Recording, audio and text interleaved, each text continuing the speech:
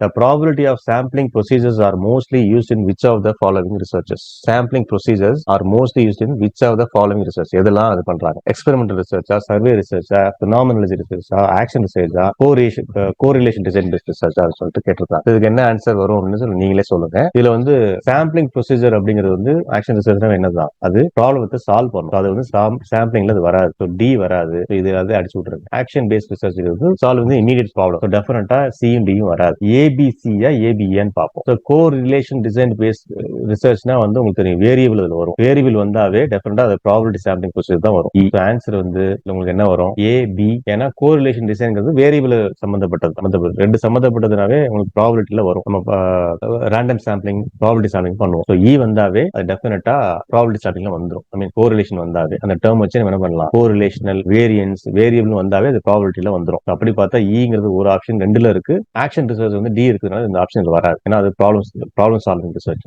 So answer வந்து ஏ BE. பினாமினாலஜி paste ரிசர்ச்னா என்ன அப்படின்னா நான் சொன்ன நினைக்கிறேன். அது வந்து kind of experience the research I mean the respondents experience பண்ணாங்க அப்படிங்கறதா பினாமினாலஜி பேஸ்ட் ரிசர்ச். உதாரணமா மழை வெள்ளத்தின் போது நாம் எந்த மாதிரி ஒரு உணர்வை எதிர்கொண்டோம் அப்படின்னு சொல்லி ஒரு ஒப்பீனியனை வந்து நம்ம கேட்டு ரிசர்ச் பண்ண வைக்கிறது, அவங்களோட எக்ஸ்பீரியன்ஸ் கேதர் பண்றதா பினாமினாலஜி பேஸ்ட் ரிசர்ச்னு அர்த்தம். பினாமினாலஜி பேஸ்ட்னா என்னது, உங்களுடைய எக்ஸ்பீரியன்ஸ், அந்த ஒரு ரெஸ்பாண்டோட எக்ஸ்பீரியன்ஸை வந்து ஹாஸ்பிட்டல் போய் அல்லது ஆக்சிடென்ட்க்கு ஒரு கை கால் உடஞ்சவங்க நீங்க எப்படி விபத்துல காலை இழந்தீங்க அப்படின்னு கேட்டா அதான் ஆக்சுவலி இது ஒரு குவாலிட்டேட்டிவ் ரிசர்ச் தான்.